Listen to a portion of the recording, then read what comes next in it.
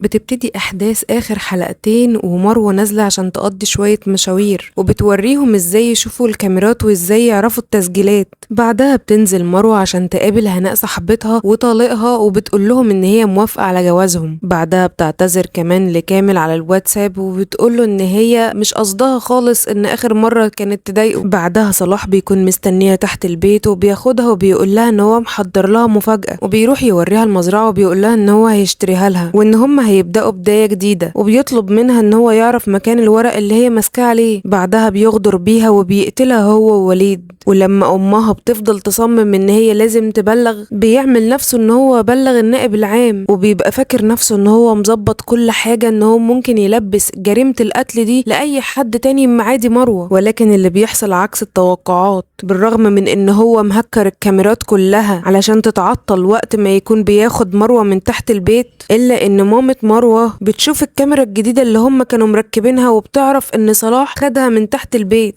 وبتهاجمه وبتقوله انت ليه ما قلتش ان انت جيت وخدتها من تحت البيت، وانها لازم تروح وتبلغ في الاسم. وفعلا بتاخد عيلتها كلها وبتاخد صلاح وبتروح بيهم عشان تبلغ في الاسم. وصلاح بيحاول ان هو يتوههم، ولكن هم بيدخلوا يجيبوا لوكيشن الاسم وبيقولوا له يلا امشي ورانا. ولما بيروحوا ام مروة بتقول لهم ان هي مش هتهدى، وانها مش عايزة تكلم نائب عام ولا اي حاجة، هي عايزة تعرف فين بنتها. واول ما بتجيب سيرة النائب العام، الضابط بيقول لها ان هي لازم كده تطلع لرئيس المباحث. ورئيس المباحث لما بيسمع منهم هما الاتنين، ام مروة بتجيب سيرة الكاميرا الجديدة اللي كانت مروة لسه مركباها امبارح، بس صلاح ما كانش يعرف عنها حاجة. فرئيس المباحث بياخده وبيقول له تعالى وريني انت نزلتها فين بالظبط. وصلاح بيبدأ يكذب وبيقوله ان هي كانت عايزة تسحب فلوس فنزلها عند اقرب ATM، لانها كانت عايزة تشتري شاشة تلفزيون. وبيبدأ يدور في الشارع كله على مكان ما يكونش فيه كاميرات علشان يقول لرئيس المباحث ان هو نزل فيه مروة. وبيروح فعلا مكان كده مقطوع وبيقول له انا نزلتها هنا. ولما رئيس المباحث بيقول له ان المكان ده كده بعيد قوي عن الATM، بيقول له ما هي قالت ان هي هتنزل تتمشى الحتة دي. ولكن البنك بيرد عليهم وبيقول لهم ان مفيش اي عمليات سحب تمت خالص بحساب مروة، ولا ان هي حتى اشترت اي حاجة من المول. ولما بيراقبوا عربية صلاح بيلاقوا ان هي نزلت في مكان متأجر فيه مزرعة باسم صلاح نجم، فبياخدوا قوة وبيروحوا على هناك. وفي نفس الوقت صلاح بيكون عايز يصالح حماه وبيروح الشركة عشان يقابله، ولكن بيلاقي رامي وقاعد كمان في مكتبه. ولما بيتكلم معاه بيفهم ان شيرين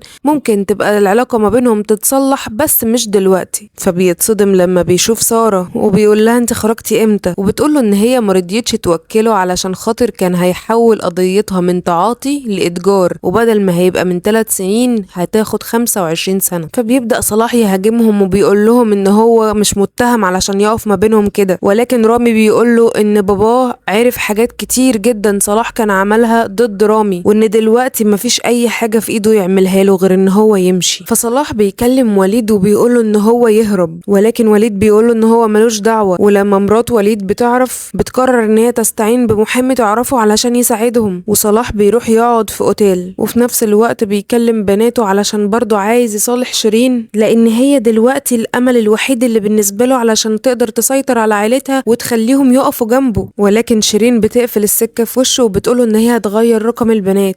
بعدها صلاح تاني يوم بيروح الشغل، وبيكون فيه موكل عنده اخد براءة من الاعدام، فاهله كلهم بيكونوا هناك وعاملين له هيصة كبيرة. بيتصدم صلاح لما بيشوف الكاميرا اللي مركبها في المزرعة وهي جايبة عربية بوكس جوه المزرعة، وبيعرف كده ان هم اكيد عرفوا كل حاجة. فبيقرر يروح لشيرين وبيقول لها ان هو قتل مروة، وده علشان خاطر ان هي قالت ان هو بيحبها، فحب يثبت لها ان هو مش بيحبها ولا حاجة، وبيقعد يحلف لها ان هو ما خانهاش. وابوها بيفضل يقول له امشي اطلع بره، الداخلية كلها قلب الدنيا عليك. ولكن شيرين بتضعف وبتحس بالذنب من ناحية صلاح، وبتتحايل على باباها ان هم يساعدوه. وبيبقى اللي صلاح ما يعرفوش ان وليد راح وبلغ عنه وقال ان هو كان موجود في المزرعة وقت ما صلاح قتل مروة، وانه هدده ان هو يساعده ان هم يدفنوها. وفي نفس الوقت ابو شيرين بيظبط ان هو يهربه ويوديه للسويس، ومن هناك هيركب مركب لليونان، وبيخفي عربيته تماما وبيودوه مكان مجهز وفيه كل حاجة ممكن يحتاجها. كمان بيديله تليفون فيه نت ومكالمات وبيقوله ما تستخدموش غير في أضيق الحدود. بعدها أم مروة بتكون قاعدة في البيت فبيجيلها تليفون إن بنتها اتقتلت، فبتتصدم وبتفضل ماشية مش عارفة هي رايحة فين زي المجاذيب وبترمي كل دهبها. بعدها صلاح بيكون قاعد في البانيو وبيسرح شوية فبيشوف مروة قدامه وبيقوم وبيفضل يتفرج على فيديوهات مروة وبيقول لها ان انت ما كنتيش ملاك وانت اللي خليتيني اعمل فيكي كده. فبيتفاجئ ان مروة بترد عليه في الفيديو وبتقوله وايه كمان، وده الكلام اللي انت بتقوله لكل الناس ان انا اللي جريت وراك وان انت الملاك البريء. فبياخد التليفون وبيرميه بعيد، ولكن بيظهر شبح مروة وبتقوله ان هي مش هتسيبه وهتفضل ملحقاه لاخر نفس في حياته. فبيقول لها ان انت كنت عارفة عني كل مصايبي ومع ذلك فضلتي معايا، وانا قلتلك نسيب بعض بالذوق وانت اللي مرضتيش. بعدها تاني يوم بيكون بيجهز علشان هيهرب، ولكن البوليس بيجي وبياخده، وبعدين وهو ماشي شبح مروة بيطلع له تاني وبتقوله اطمن انا هفضل جنبك وهجيب لك كمان عيش وحلاوة، ولا اقولك خليها ورد وشوكولاتة. اللي كتبت الفيديو ده ومنتجته وسمعته بصوتها هي فاطمة عادل، ده اللي هي انا. وما تنسوش تتابعوني لو عايزين تعرفوا اي ملخصات تانية. سلام.